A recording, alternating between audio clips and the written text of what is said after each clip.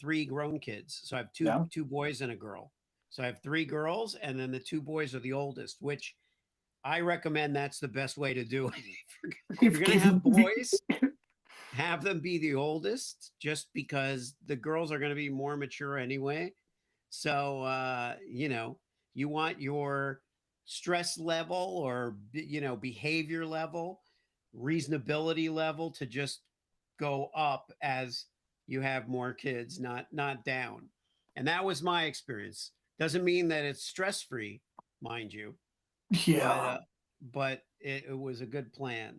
That with that much time between them too, like you had to Yeah, learn, right? You as a dad had to you had to dial in some things, and so you had to dial in some different strategies and change with the times as yes. well with that gap that you have there. That's right. What I did was I built in enough years in between for myself to mature. The closest is between the two oldest boys who are like a year and a half apart, almost 2 years apart, and then the daughter who's maybe 3 years apart from that. And then there's an 11-year gap because of divorce and remarriage and all of that, and then a 7-year gap between the 17-year-old and the 10-year-old. Um, and that's it. And the dogs are 4 and 1, Yeah. but that didn't have any effect on us in terms of the actual gestation period and the birthing of them. They were born without any assistance from us. That's right. Oh man, that's cool, man. It's just that you're. I'm excited to learn more about what you do. Let me tell everyone who I'm working with today. Sure. Today we're with Hersh Rephun, a holistic brand therapist, stand-up comic, and creative force with over 20 years in brand strategy.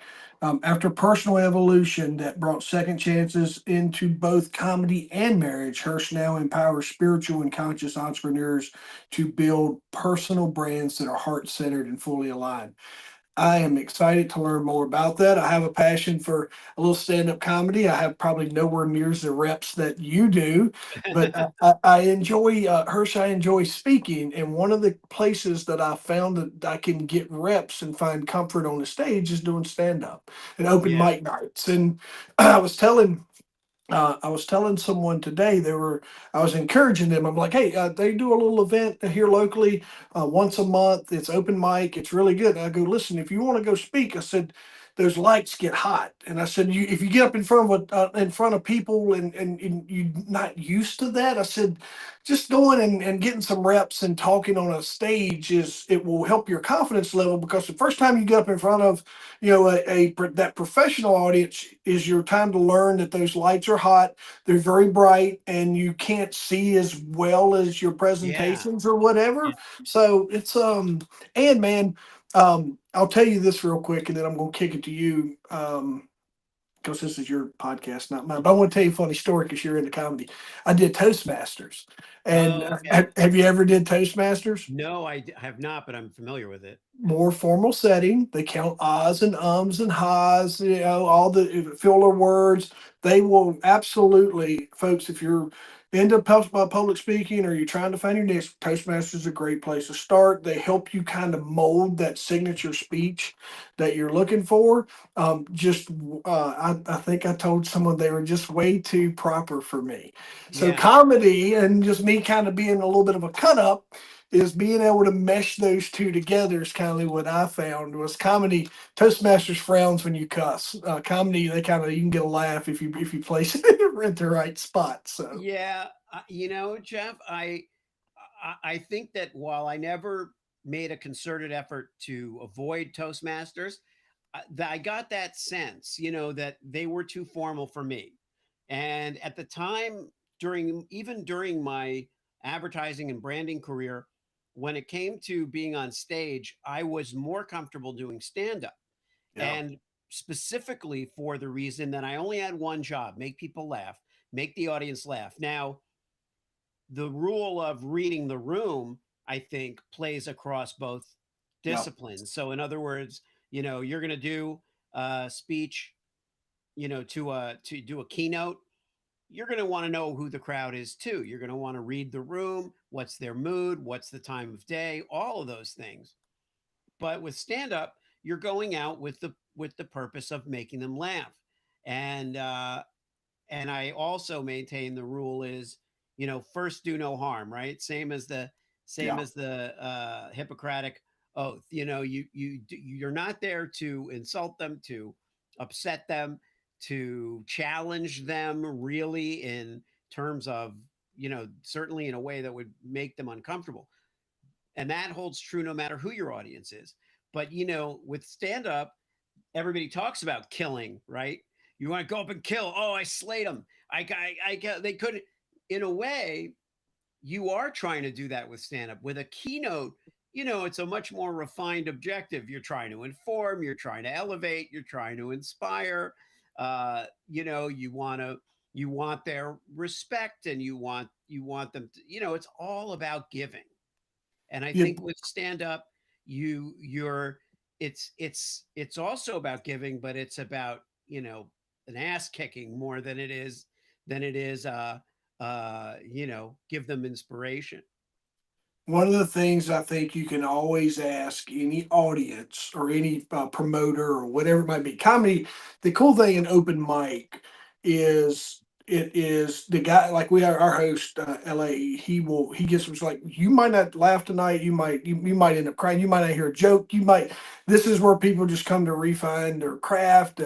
It might be very spotty, but and it's a safe space, and he puts that out there Yeah, to everyone. Like yeah, this is not a place to come and boo. This you might, and then um, so it's all walks of life. The people that they're listen, man. I watch some guys that probably one guy just like I just need to get. I just want to go talk. I just need to get. I just want to get. And so it was like a really cool thing.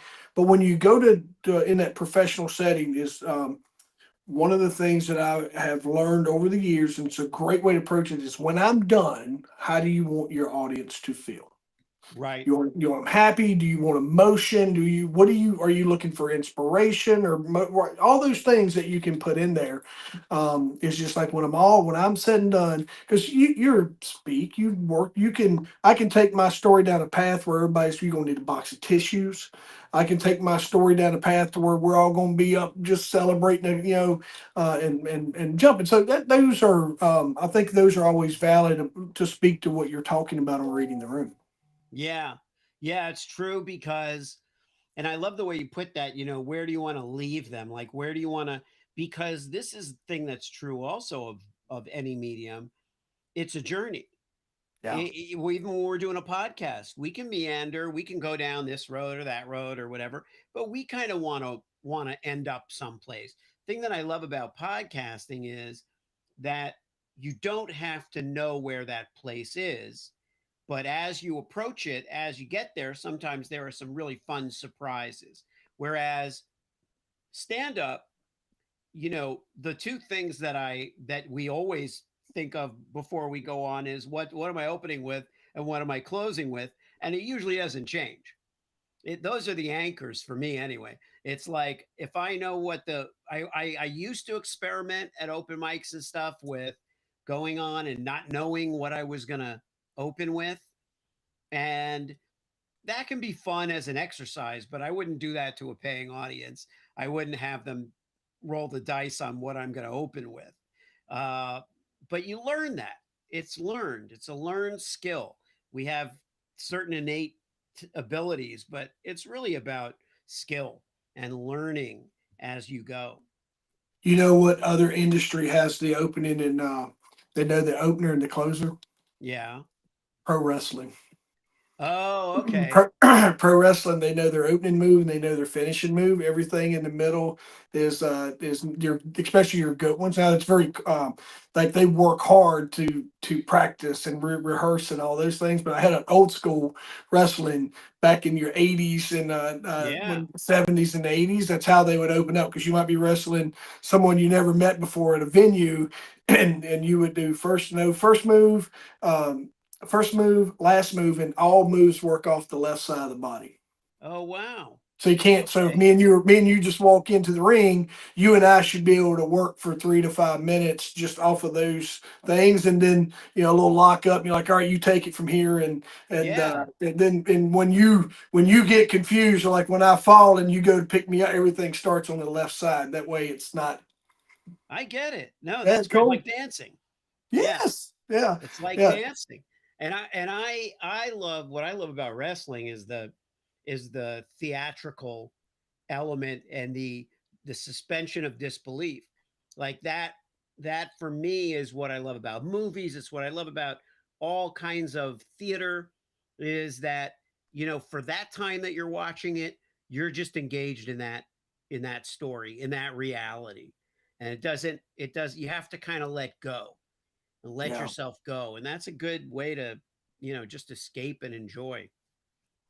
What about these days, man? What's a day in Hersh's life? Kind of what's a day look like for you these days on your projects and what you're working on?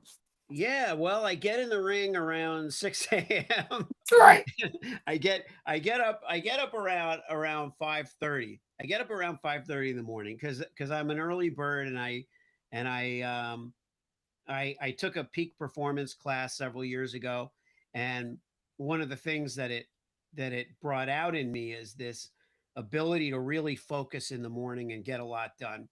So I do my quiet work in the morning. If I have to write something, an article or a proposal or a report or something for, something I'm doing that really requires attention, I like to do it in the morning when it's quiet. And usually I write at night as well. And then I'll use the morning to review because I'll be fresh and I'll be focused. And if I thought it was brilliant last night and I read it this morning and it's crap, I'll know, you know. Um, and then my daughters go to school, so usually around a quarter to 7 or so, I'll get involved in that process, and the that's a good break because I've now been working for a solid hour or something, and it'll be about getting them off to school, the dogs, and my wife will sometimes go to her office, which is about an hour away. Sometimes she'll work from home. Um, but at that point, there's a little break, and that's when I got to get some exercise, and I gotta, go to the gym, and I do a little kickboxing, and I like that because it's the only time our mind isn't really active. Yep. Like we're not thinking. We may be thinking in the back of our head about stuff, but I'm literally not. I'm not on a device. I'm not listening even to music. I'm just focusing. The music is going, but I'm just focusing on the workout, and that's really puts my head in the right place. um, and I do a lot of podcast recordings on Mondays and Tuesdays. I record for my own podcast, and I usually put guesting in there too, unless the host is is prefers a different day or time. But I can do those at any time. Like I light up when I'm being interviewed or interviewing, and that's a fun thing to do any time of day or in the evening even. And I don't like do a lot of business meetings in the evening, but I'll do recordings. Yeah. Sometimes we're working with someone who's in another country, and they could be in Australia. It could be morning for them. Um, so I love that. I love talking to new people every day, and then a lot of client interactions, helping people with these brand builds, that are really just getting down and dirty with their story. A lot of us, we can't see the back of our own heads, so we don't cut our own hair, but we know we have a story. We just aren't we aren't our own audience. We need an audience with a perspective and somebody that can say, okay, this stuff is good. This is good stuff. Maybe you want to try this, maybe you want to try that. And I love the being almost like a chef with people's stories and brands and elements and strategy. That's why I say strategy is like it's at least half the battle, because a good story is great, but like where does it go? Who hears it? Who's the audience? You know, like I mentioned reading the audience. Well, who's your audience? If you're automotive, expert, consultant, who knows what, who's the audience? Who are the enthusiasts, and who are you helping, and what do they like to hear? What do they want to hear? So it's about the ear and the voice. Those are really the two big elements, I think. When this gets overlooked a lot, Hirsch. Yeah. Folks are like, I'm going to open up and I'm going to sell to everyone. Who's your customer? Everyone. Right. I want Right. Right. everyone, everybody. I'm looking for I'm an automotive guy. If you got a car, I'm your guy. And we learn over time that maybe sometimes that's not the case. Yeah. Um, Yeah. and that then you need to dial that in. What kind of how does that look like for you, or do you have an approach that you try to work with, or I I think Hirsch, what I think to kick that off too is like, what's this client experiencing that may be coming to you? I'd love to hear kind of that. Oh, like I some. All right, so help me out here. Do they find you before? I hope some folks do. Do they find you when they've dug this massive hole and they're like, you know what? I'm still over here digging. And I found Hirsch. Or what does that look like? I think what it is an interesting question, Jeff, because what it looks like, I often tell people, one of the things that makes my job a little easier is that people know when they need my help. Mm, Now, they may have challenges that make it hard to act at that moment. Maybe they did just hire somebody and work with somebody and spend a whole bunch of money, and now they got to fix it. It didn't really quite work out. That person didn't quite get them. This is an important, I think what I do is definitely very important to the client.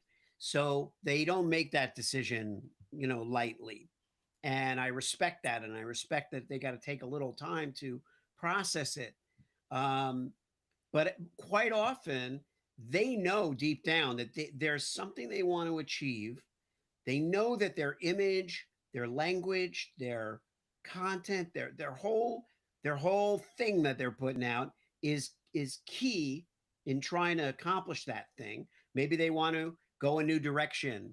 Maybe they were to use the automotive analogy, maybe they were a mechanic and then owned their own shop, and now they want to get out there and talk to consumers about the automotive industry. Well, that's a very different audience, a very different thing than just having a shop, in Virginia, let's say. So now they want to go international with their image. They want to write a book, but they haven't done it yet. They want to do a podcast, but they haven't done it yet. Or they want to change their podcast. They want to rebrand their podcast. Could be anything. Everybody's got different things. But over the course of my career, I've done all these things, started podcasts, written book, written entertainment screenplays and movies and stand up, and I've been in communication and corporate communication. So really, they know that there's a thing they want to do, but they just don't know how. And I often say that they'll have an embarrassment of riches. Like, you'll have a couple degrees, a couple of lists you've been on. You could call yourself Title A, Title B, or Title C. You like to do this. You do volunteer work at a certain. It's like a whole LinkedIn profile. But how do you convey that in one sentence or one name or one hit? And I think that's my sweet spot, is taking all the pieces and putting them into the right framework for the audience you want to reach. And that's when they feel that those pieces are all over the place, and I can tell that those pieces are all over the place, and we have a meeting of the minds. I know I can work with them, because there may be someone who has all those pieces in a mess, and they're not gonna they the type where people will want to be the only one that touches their stuff. yeah, you know my Nobody stuff. else can touch my stuff, right? um and I get that, I respect it, but they have that attitude. They're like, well, I can write, I can do this, I can do that, and I'll always tell them, yeah, you can write. In fact, I part of my program is to help the client learn how to use their brand language impactfully, so that they can write or their team can write. They don't need to go to an outside source every time they want to send an email. It's just not practical. you know Learn your brand language. So I'm all for empowering them, but there are people that are like, okay, I don't they ask your advice and then they tell you why you're wrong. Yeah. Assholes. Those are assholes. Oh yeah, yeah. Yeah, an asshole is someone who asks your advice but never takes it. Yep, that's right. Well, how did I wanted to ask you one thing? I have actually two that I was going to build off of there, but how you incorporate the word holistic, and that's captivating to me because it's like, anybody I have friends that are brand experts or brand builders and brand, but then when you throw, hey, holistic brand building, that makes the water taste a little different for me. Like, wait a minute, he's got some magic dust, he's got the water, he's got the thing. But then you walked in, you took that holistic approach somewhere, but how did this all start for you? Yeah, And why was it important for you to insert that word holistic in there? Because that's captivating to me. thank you, thank you. Well, and let me first say that I'm a big advocate for trying to find a way to look at and frame what you do in its most unique light. So, in other words, what is it about what you do that's truly unique? The reason the word holistic really just kind of struck me was that I had taken a journey that was very holistic, that was about my entire life, trying to look at my whole self and figure out, what do I want to do professionally. I didn't start meditating, interestingly, because I wanted to explore my inner psyche or anything like that, or anything.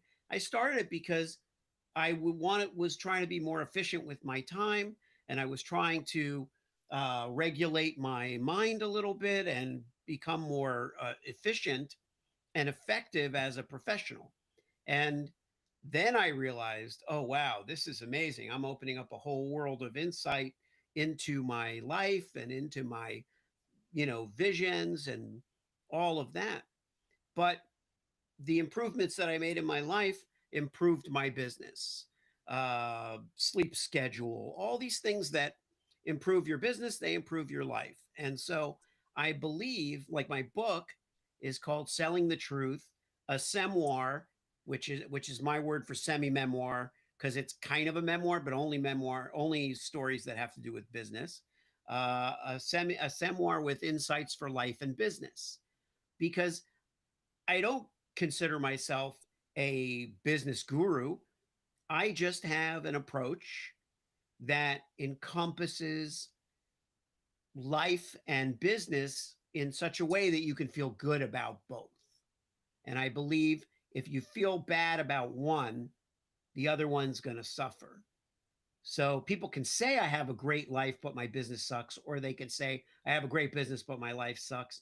But probably both of them suck on some level, Yeah, you know? that's that's a great way to approach that, and it's similar to some of the stuff I work with on helping cultivate on the leadership side Hmm. of some of your folks that are destined for leadership have some things they just need to put to bed, and whether Yeah. it's just getting right with past things, they're leading from that from a place of negativity sometimes, or they're apprehensive because of their and I do that 100% from experience. Yeah. Not everybody's experiencing what I talk about, and you're not my client, but the folks that are struggling to get, they're like, Jeff, I have all these skills, but they don't. I'm having a hard time getting them to see them. I'm like, because you don't know how to talk like a leader, because you're still talking over here on this other mindset type stuff. Hmm. So, is there kind of what kind of work do you expect out of your client for that? Or what kind of like just to give us a little touch of like, hey, these are, because what I tell people, I'm like, your business is going to benefit from all the work that we do. I'm going to help you with your business. I'm going to give you strategic things that you can deploy. I'm going to come alongside your team, but you and I are the work that you and I do on just the conversations that we have about, what's holding you back and some of the negative this or all those things. Your business is going to become the benefactor of all that, along with your wife, your kids, your spouse, your husband, your whatever that might be in that picture. Do you have something similar? It's interesting that you ask because uh, I specifically tell my clients that this is a done for you service program. Um, and it is, but I also include the caveat all I need from you to do. You don't have, there's no homework, there's no assignments, there's no exercises. It really is, we talk for an hour at a time. And most of my clients, we do 9 sessions, and we have a 90-day program. So we do 9 sessions together, and some of them have, they don't have the time, so they want to do sessions differently, whatever it might be. But really, I'm available to them for 9 hours for sure during this period over this time in order to attack the things that we decide we need to work on. But I'm really the one doing the work in between. And they're just sharing, they're just talking. And it's no more work than this. Um, but what they're doing subconsciously is tuning their mind into themselves. So I am asking them to just give me an hour at a time, and I'm going to come up with all the ideas, right? You don't have to come up with ideas. You don't have, but what I'm going to give you back is going to be your brand voice and strategy. So we're going to create a guide that's going to be your brand voice guide. And right before the last session, like a week, like at the end of the eighth session, you'll get this guide that, 25 pages, whatever it is. It has vocabulary, it has the ideas we talked about you implementing, it has resources and some other stuff. And the takeaway is that by going through this, you're going to have a lot of clarity and a lot of direction for your brand. And none of it would have happened without you, but it was technically done for you. So I'm doing the things that you wouldn't know how to do or wouldn't want to do or would take you longer, but those are not the most important things. The most important thing is you, what comes out of your heart and what goes into my head and then what comes out on the other side. So the IP, I say it's your personal brand is your IP. It's your intellectual property. It's you. No two outputs are going to be the same. No two strategies are going to be the same. No two vocabularies are going to be the same. And it's going to be tailored to you based on what you tell me. And it's working pretty well. It sounds like it. And I've been a franchise owner, and to kind of speak to this to help people make sense maybe of where our is.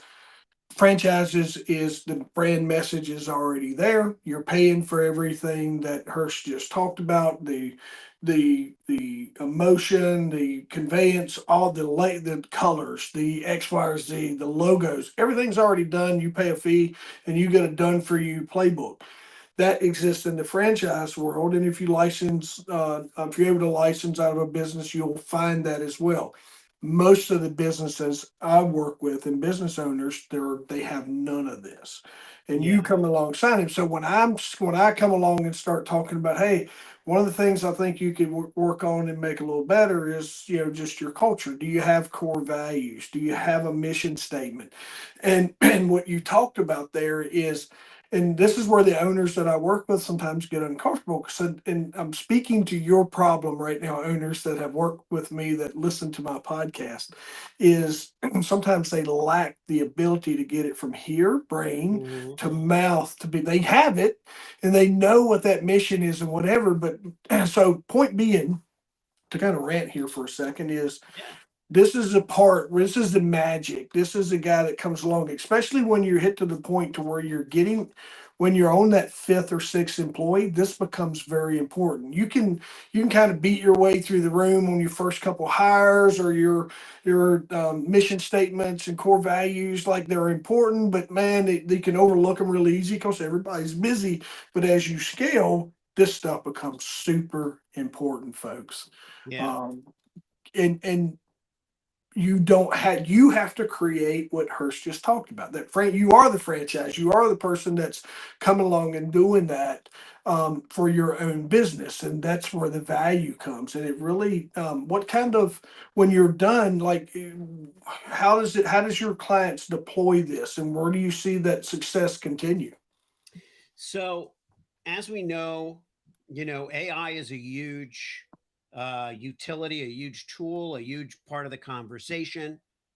Everybody wants to make their lives easier, but they're afraid that somehow AI is going to take something from them or replace them or whatever it might be. My approach to AI is that when we create your brand voice, when we created all of your value systems, your ecosystem for your entire brand, your strategy, everything has really been thought out, worked out, and done on a very personal level. Now is the time to figure out, well, how do I get AI to work for me? So we're developing. We haven't yet announced this, but we have a developer partner who has created a uh, essentially a sales assistant for brands, for small businesses, and we are going to plug that into the brand voice guide.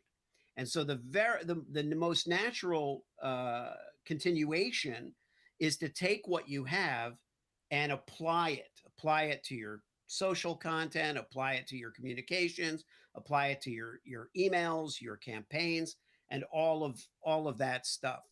And you don't have to use that.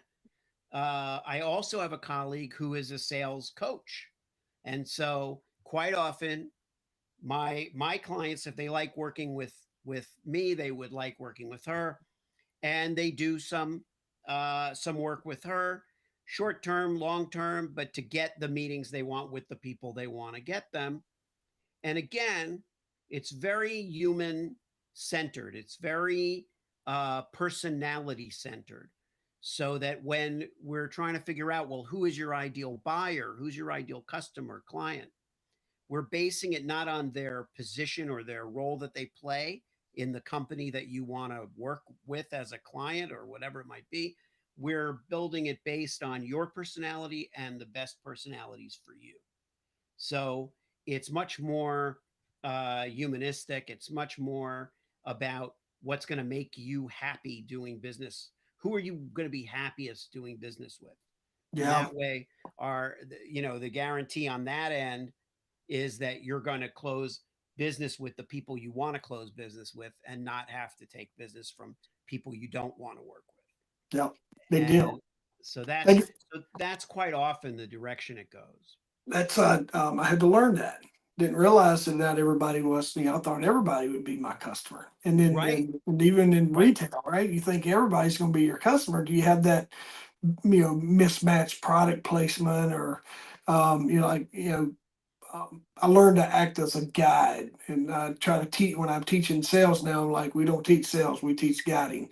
I need you to Yeah. put on, I need you to be a Yoda and um, guide your client to where the best product. And sometimes it's guiding them to their car and telling them thank you for coming by, but you don't have what they're looking for. Yeah.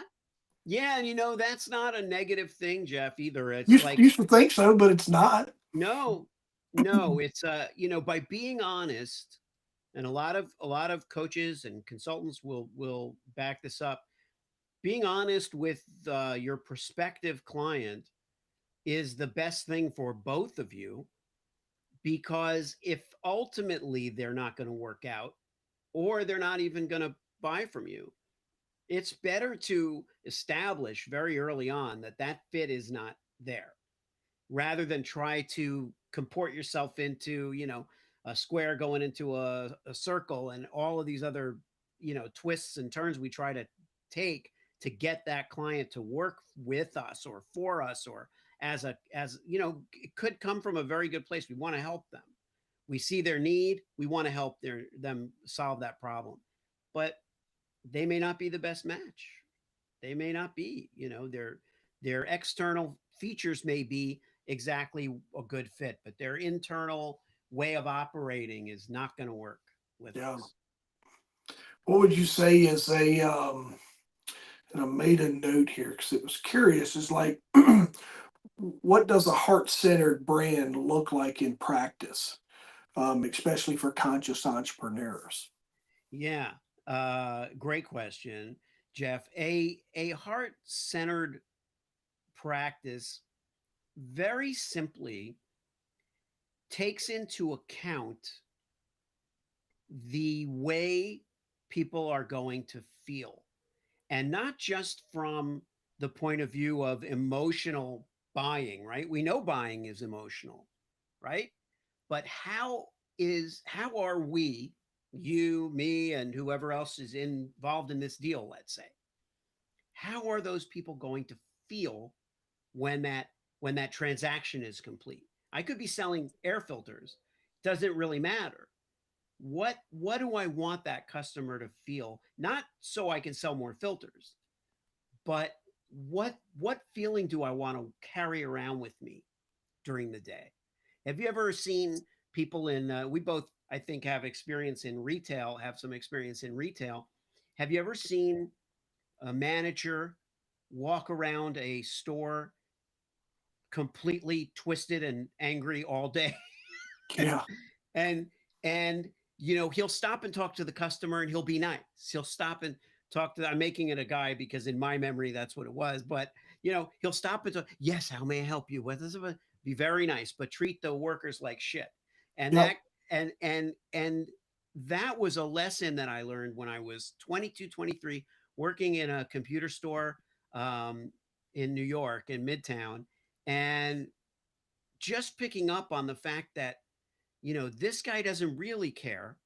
He doesn't even really care about the customer, because if he did, he would care about the employees. And so that was not a heart centered business just because he was nice to the customer. It was lacking in his consideration of how he feels during the day, because he was miserable, you know. And I once said to him, you don't you don't you want to be happy? I was saying I just wanted to be happy with the commissions we were getting, the way the pool was working, whatever it was. And he said, "Who's happy? Nobody's happy." And that was another lesson. I was like, "Wow, that's heavy, and I don't want to be part of that, for the rest of my life. I don't want to believe that. I refuse to believe that." So I think, as long-winded as that was, that's kind of what a heart-centered uh, Yeah. person or business is about. I think when you, I think to tag along with that, no matter the business, once you realize your whole goal is to help people, Yeah. right? Your whole goal is to help people, and once you figure out the problem that your product solves and what you're actually selling, and I did this exercise with some people recently, and I had a tire guy in there, and I was like, "What do you sell?" And he was like, "Tires." And I go, "Come on now, what do you sell?" And he's like, Goodyear. And I'm like, come on, man, what do you Yeah. sell? And like, I'm a dad with I'm a dad with two kids, and I'm coming to buy from you. What are you selling me? And he's like, and finally we got down to that comfort and security. Right. And that I know that I know the guy who bolted those tires on, and he takes pride in what he does. Right. And when my wife's barreling off down the highway with my kids in there, that the pressures are right, and then that if anything happens, it's not because it was at his fault, because he did Right. his due diligence, right? And me and Right. him, and then the room came to life, and the lady that sold women's clothing talked about beauty and all, and an event and a date night. So we really got deep into that. So that's kind of what we're talking about, folks, and it's the things that Hirsch um, helps you figure out. But when we you had said too, we're always evolving and creating new chances. What's one recent moment where you knew that you were doing that yourself? That I was creating a new chance for myself or for Yeah, someone else. yeah, for yourself, someone else, whatever pops up there. Um, I think that I recently had a discovery or a reinforcement. I don't know, because I wouldn't call it an epiphany, because I don't know that it was an idea that I didn't have. But sometimes we'll have ideas that um, have occurred to us, but they haven't occurred to us in a while, and Mm, it feels new. And I was thinking that I this was about the beginning of the year and figuring out how many clients can I take on and still deliver the right service. And it was a well-meaning idea, but when it finally struck me that success, the outcome for the client is a win-win-win. Basically, it's they get the win, their client or audience gets a win, and from that I get the win. yeah, So what I had to calculate was to make sure that those two wins happen, their win and their client or audience. That's my main concern. So I realize every single one of those is huge, right? So if I can deliver, let's say, five of those a month, that's like 10 wins for me, right? That's 10 wins for me, because each one of them has two people who win, and that's huge. So even five clients was like, that would be 10 wins. So it was, when I put it through that process, it was like, that's twice the feel good thing of what I was thinking. Oh, I'm making five people happy. I'm not making five people happy. I'm making at least 10 people happy. And that's every time they work with somebody. So sometimes we minimize the exponential impact that we're having. And I think for me, that was a big opportunity, because I was like, I can do so much with a handful of people and more attention paid to each one of them. And that's that really was cool. that was wonderful, I think, for me. That's a good feeling, man. When you're, it's Yeah. like hitting on, go back to automotive, like we're hitting on all cylinders, right? Right, right. It's all flowing like like you want. Um, Tell me this: who is your ideal client that you would like to connect with you, and let us know how we can get in touch with you as well. I dropped your link in our Thank you. in our live feed there. I'll make sure that we add that to our notes. But let's speak to that whoever that person is that you would love to reach out for you, that has listened to this and is like, holy crap, I have all that I need to talk to her. Yeah. Well, thank you. First of all, thank you, Jeff. I really appreciate your having me on, and it's such a pleasure to speak with you. And Yeah. you are very skilled and interested, and it's really great for me to be here and engage with you in that. Well, man, I really appreciate the conversation. I enjoy getting to know you and the work that you do. And like I said, it's you have some key words in there that I think moves the needle beyond just brand building. And when you put some of the things and knowing the intention of those words and language, man, it speaks to me Thank you. because I know where you're coming from and that approach that you're taking and just clearing out folks' noise. And so I really Yeah, appreciate you giving me the opportunity, brother. I appreciate it. And that leads us to, who is the ideal client, or who can I ideally serve? And honestly, that word, that clutter and that overwhelm of, I got all this going on, but I don't know where everything goes. And quite often, so obviously those people are rarely going to be new to the business world or starting their first business.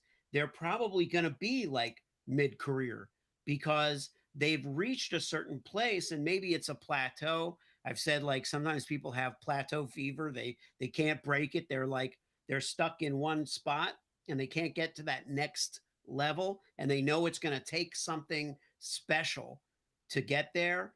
That's a good fit for me usually, and sometimes they can be pivoting from, like I mentioned, the guy who's gone from being a mechanic. Maybe he's going to, maybe he's bought his own shop, or maybe he wants to be a speaker about automotive or a consultant or all of the above.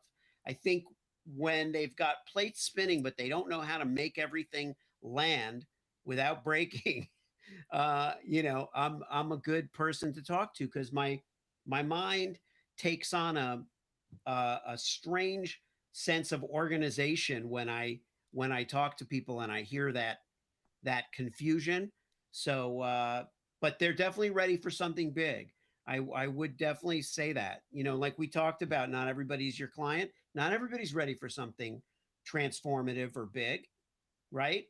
Yep. And that's another reason for that word holistic. I'm not just going in and giving them a tagline or giving them words or even just giving them directions. I'm giving them, as a result of them talking to me, I'm giving them a game plan. I'm giving them a point of view that's right for them, and I'm giving them a brand language. These are big things, and so they have to be ready for that. Um, Website link, Uh, or do you have another way you'd like folks to connect with you?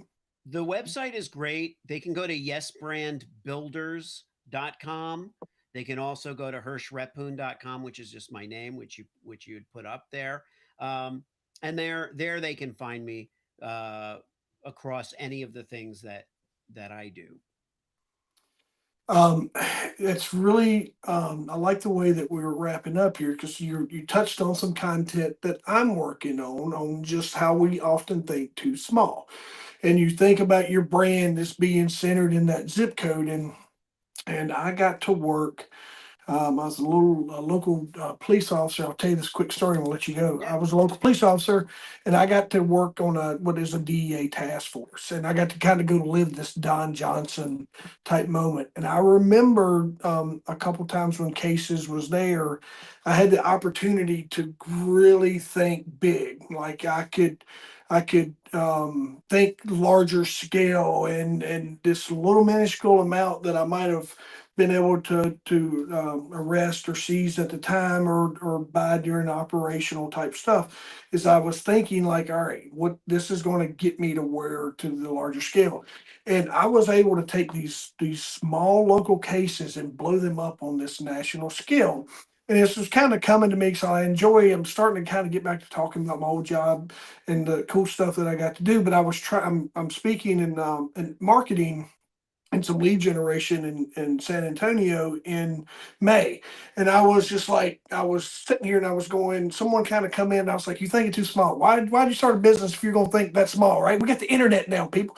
And when the person told me that, I was like, wait a minute. Hang. And so it got me going back into my old job. So I've been just kind of storyboarding it out on how I want it to come together, on that really thinking, even if you're a small local drive-by business, think big. Hmm. Think what Hersh is talking to you about, because your that brand impact could really get legs and go a lot of different places, and be or it could never, you could be a very, very big deal in your little small community, right? So there's all sorts of reasons why you want to lean into that. But you've definitely you have definitely gave us a lot to think about, the from the business side of it. There's folks that need your service. I work with them day in and day out. You know who you are if you're listening.